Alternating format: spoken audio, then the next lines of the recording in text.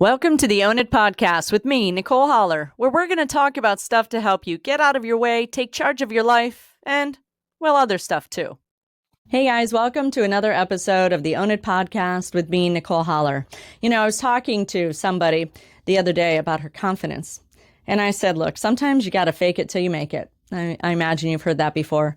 Now, I don't mean lie. I mean put that energy into the sphere that says, I am going to imagine I am the person that I aim to become. It's like setting an achievable outcome. And that's what I mean when I say fake it till you make it. Put the energy you want to come back to you out into the world so that you can receive it. And I said, listen, over the years, I have determined there's about 10 or so traits that I've found most common in confident people. And the first one is that it often looks like awareness and accountability, which, if you've read Feeling Stuck, is the very first tenet. But it's that they share their opinions, they share their wants, they share their needs. They are fully aware of who they are and they're accountable to that. And they're confident in expressing what it is they want and need and their opinions. It doesn't mean that they don't leave room for yours, but they know that they have just as much right and value and room to have their thoughts and opinions as you do. Likewise, they're open to vulnerability. They are open to accepting their mistakes. It might not come instantly and off the bat, right? Because sometimes we have a knee-jerk reaction. I understand that people are triggered. So we have to give a little behavioral flexibility there. But for the most part, they're willing to accept their mistakes.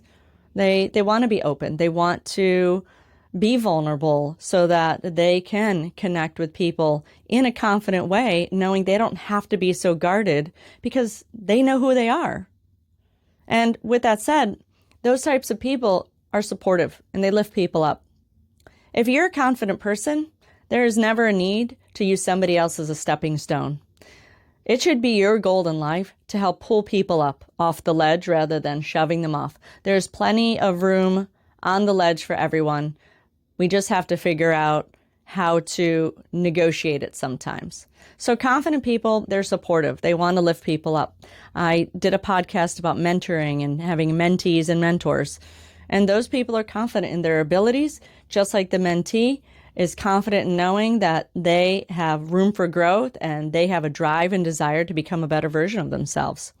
So with that said, they're genuinely interested in listening. Because if you're a mentor, to go back to a previous podcast, you've got to listen.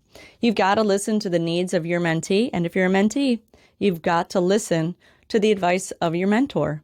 But know that you can have the confidence to share ideas and opinions. You want to be open-minded. That is another trait of being a confident person.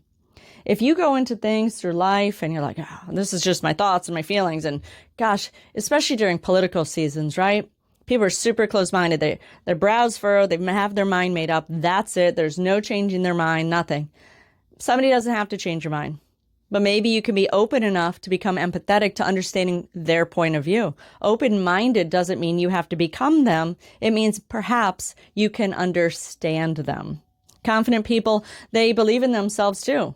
They believe in their abilities. They are capable of taking appropriate risks. I'm not suggesting anybody become cavalier. I mean, I have a lot of confidence when it comes to manual and handy things. If most of the things I write, I include something about my young years and having been given a toolbox when I was 4, which I can only imagine shaped my confidence in my ability to fix things. But you take appropriate risks. You don't knock down a wall as your first attempt to doing something in construction. Maybe you build something little. So confident people know they have the ability to learn and to grow and are willing to give it a shot. Plus, they're not arrogant. Have you ever met somebody who's arrogant? There's a difference between confident and arrogant. And even if it's not spelled out on paper, you can feel the difference, can't you? Somebody who's confident says, yeah, this is who I am. Somebody who's arrogant will make sure you know, and they will be sure to sometimes put you down too and use you as that stepping stone to prove how they're better than you. Confident people don't need to do that. They are more interested in, like I said before, lifting people up, supporting people, being on an equal ground with somebody.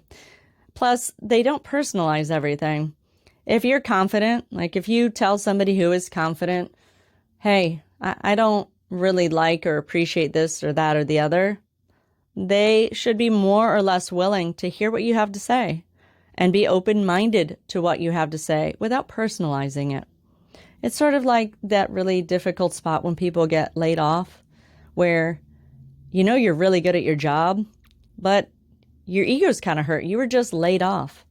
But it wasn't personal. They made choices, and unfortunately, your number got called. And sometimes that's difficult, and I've navigated that a few times with some clients and friends. It was going to be someone, and know that you are very skilled and capable, and don't let that devalue you. So remember, confident people, they don't personalize everything, and they also take responsibility for their lives. Too often I see people blaming things or the world or the environment or the rain or whatever has happened for the circumstances in their life. Well, confident people are more empowered. And I say that because they know they are capable of doing things. So they kind of run hand in hand. So confident people tend to be more empowered, and therefore they are more likely to take responsibility for their lives rather than have a victim mindset, which is oftentimes a learned behavior. So I encourage you to be confident. And the final thing is they accept personal boundaries.